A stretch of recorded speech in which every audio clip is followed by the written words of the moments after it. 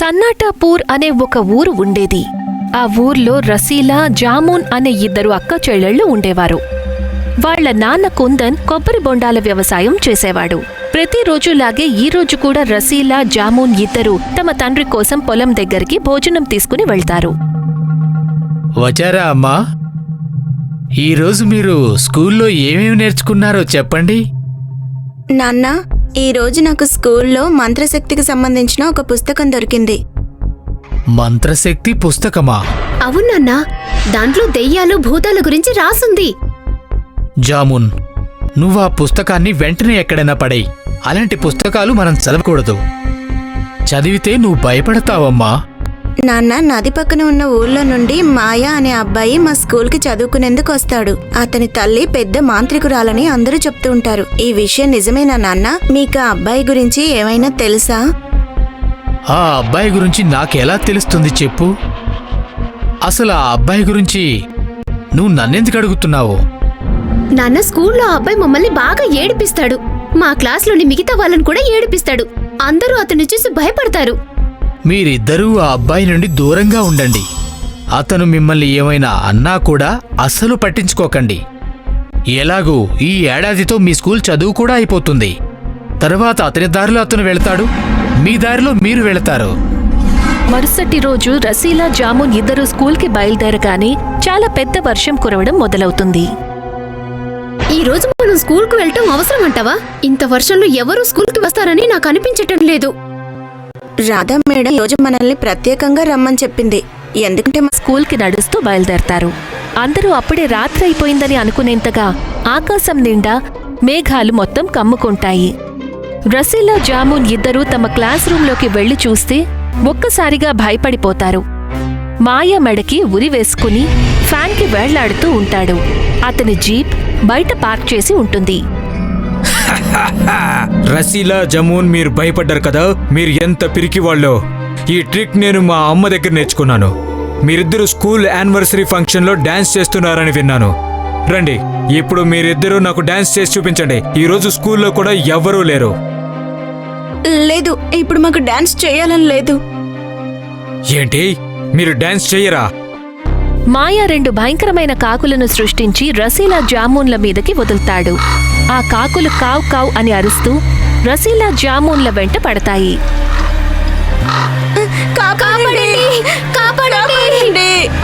ఆ రెండు కాకులు వాళ్ళిద్దరి తల మీద రక్తం కారేలా పొడుస్తూ ఉంటాయి.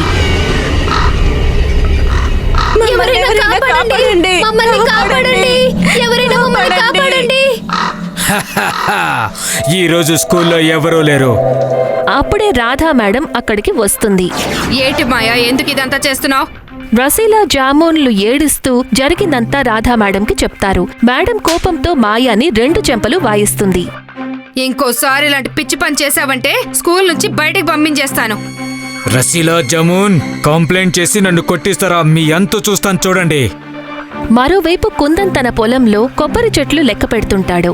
48, 49, 50, 51. ఇదేంటి ఒకటి ఎక్కువగా వస్తుంది? ఇంతకు ముందు 50 చెట్లే ఉండేవి. దీనికి కొబ్బరి బొండాలు కూడా చాలా పెద్దగా ఉన్నాయి. కుందన్ ఆ చెట్టు మీదకెక్కి ఒక బొండాన్ని కోసి దానిలో నీళ్లను తాగి చూస్తాడు. అబ్బా, ఈ బోండాలోని నీళ్లు చాలా తీయగా ఉన్నాయి. రసీలా, జామూన్లకు కూడా 2 బొండాలు కోసిస్తాడు. కుందన్ ఆ 51వ చెట్టు నుండి కోసిన బొండాలను తీసుకుని ఇంటికి వస్తాడు. అతను ఇంటికి వచ్చి చూసేసరికి రసీలా, జామూన్ల తలకి కట్టుకట్టి ఉంటుంది. అదేంటి, ఏమైంది మీకు పిల్లలు? ఎక్కడైనా పడిపోయారా ఏంటి? రసీలా, జామూన్లు కుందన్తో స్కూల్లో జరిగిందంతా చెప్తారు.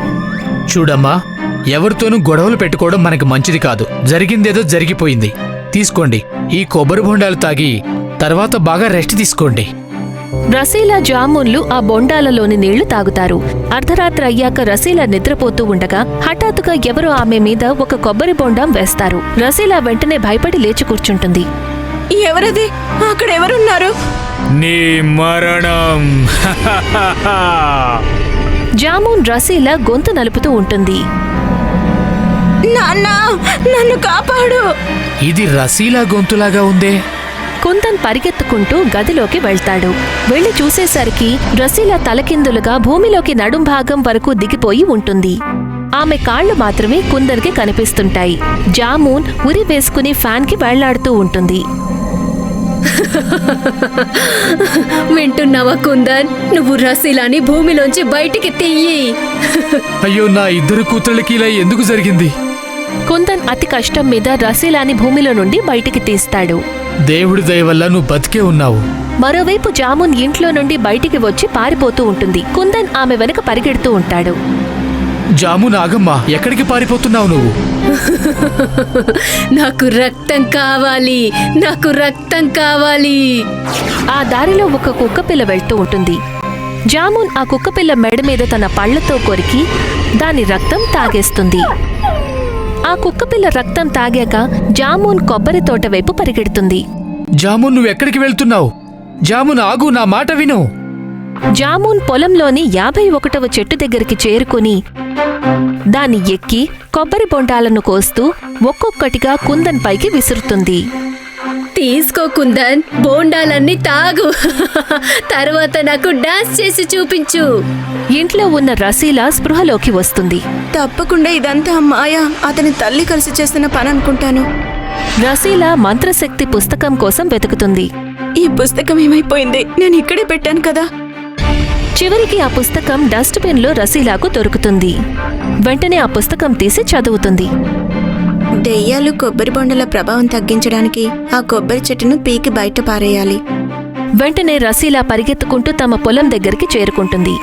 నాన్న, ఆ చెట్టుని పీకేయడంలో నాకు సహాయం చేయండి. ఆ చెట్టుని మాయ వాళ్ళ అమ్మ ఇక్కడ పెట్టింది మా మీద పగ తీర్చుకోవడానికి. నువ్వు చెప్పింది నిజమే.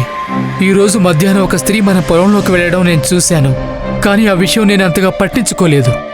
కుందన్ ఒక గొడ్డలి తెచ్చి ఆ 51వ చెట్టుని నరకడం మొదలు పెడతాడు. రసీలా ఆ చెట్టుని తోసేసి కింద పడేస్తుంది. కొద్ది సమయంలోనే చెట్టుని నరికి కింద పడేస్తారు. ఆ చెట్టుతో పాటే జామూన్ కూడా కింద పడిపోయి స్పృహ కోల్పోతుంది.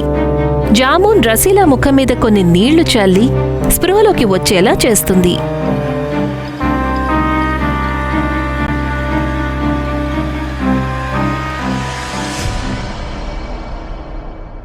కునాల్ భన్వర్ సింగ్ సినిమా ఇండస్ట్రీలో ఒక పెద్ద హీరో. ఒకరోజు కునాల్ ఒక పార్టీకి అటెండ్ అయ్యి అది అయ్యాక అభిమానులతో సెల్ఫీలు తీసుకుంటూ ఉండగా అక్కడ ఒక అమ్మాయిని చూస్తాడు. ఆమె కూడా కునాల్నే చూస్తూ ఉంటుంది.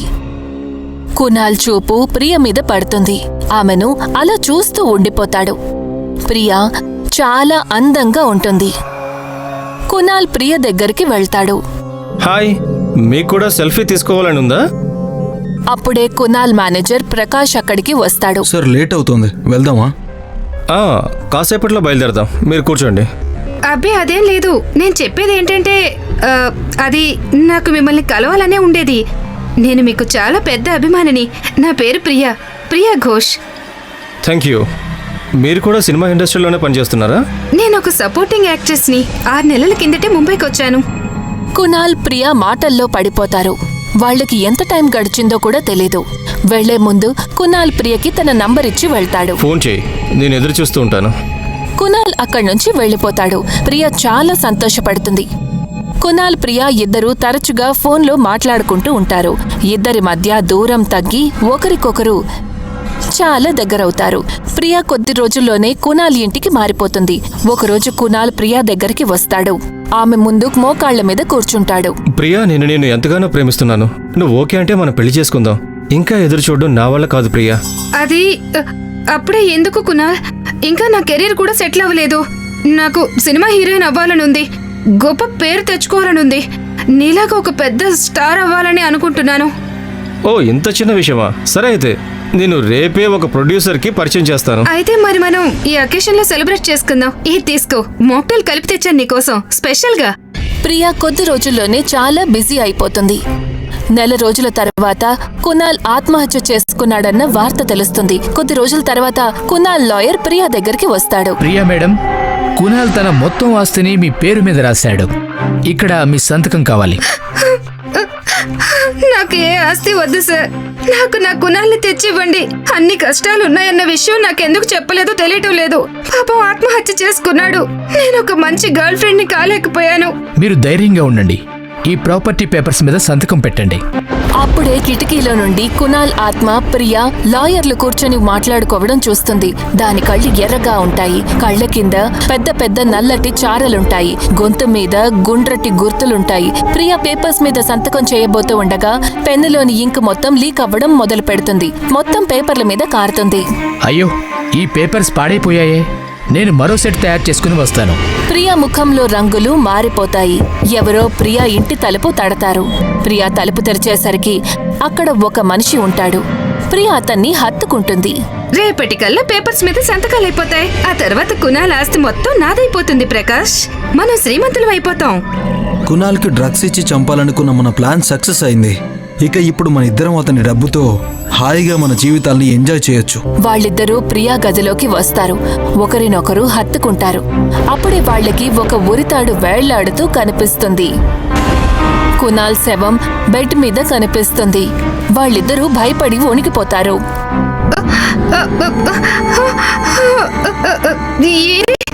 తొందరగా పారిపోదాం ఇక్కడ నుంచి. వాళ్ళిద్దరూ పరిగెడుతూ హాల్లోకి వస్తారు. అప్పుడు వాళ్ళకి ఎదురుగా దెయ్యంగా మారిన కునాల్ కనిపిస్తాడు. కోపంతో కునాల్ కళ్ళు ఎర్రగా మారిపోతాయి. ప్రియా ప్రకాష్ ఇద్దరు నేల మీద పడిపోతారు. మీరిద్దరూ కలిసి నన్ను మోసం చేశారు. నన్ను హత్య చేసి ఆత్మహత్య చూపించారు. మీ ఇద్దరిని బ్రతకనివ్వను. మేము తప్పు చేసాం, మమ్మల్ని క్షమించు కునాల్. భయంతో ప్రకాష్ పారిపోతాడు. కునాల్ అతనికి అడ్డుగా వస్తాడు. అతని గొంతు పట్టుకుని నలుపుతూ ఉంటాడు. ప్రకాష్కి ఊపిరి తీసుకోవడం కష్టం అవుతుంది. అతని కాళ్ళు గాలిలో తేలుతూ ఉంటాయి. కునాల్ ప్రకాష్ గొంతు పిసికి అతన్ని చంపేస్తాడు. తర్వాత కునాల్ ప్రియా దగ్గరికి వెళ్తాడు. నన్ను వదిలే, నన్ను వెళ్ళిపోనీ ప్లీజ్. నేను ఏం చెప్తానో అది నువ్వు చేయాల్సి ఉంటుంది. ప్రియా కెమెరా ముందు కూర్చొని రికార్డింగ్ బటన్ ని ఆన్ చేస్తుంది. తర్వాత మాట్లాడడం మొదలు పెడుతుంది. నేను ఇంకా కునాల్ మేనేజర్ తర్వాత స్పృహలో లేకుండా చేసి అతని ఆస్తిని మా పేరు మీద రాయించుకున్నాం. తర్వాత కునాల్ని హత్య చేశాం. ఆ తర్వాత అతను ఆత్మహత్య చేసుకున్నాడని అందరికీ తెలిసేలా చేశాం. ఇప్పుడు ఈ రికార్డింగ్ ని అన్ని న్యూస్ ఛానల్స్ కి పంపించాను. ఇక నేను వెళ్ళొచ్చా? ఇప్పుడు నీకు నేను స్వేచ్ఛనిస్తాను. కునాల్ కిచెన్ లో నుండి ఒక కత్తిని తెచ్చి ప్రియా చేతిలో పెడతాడు.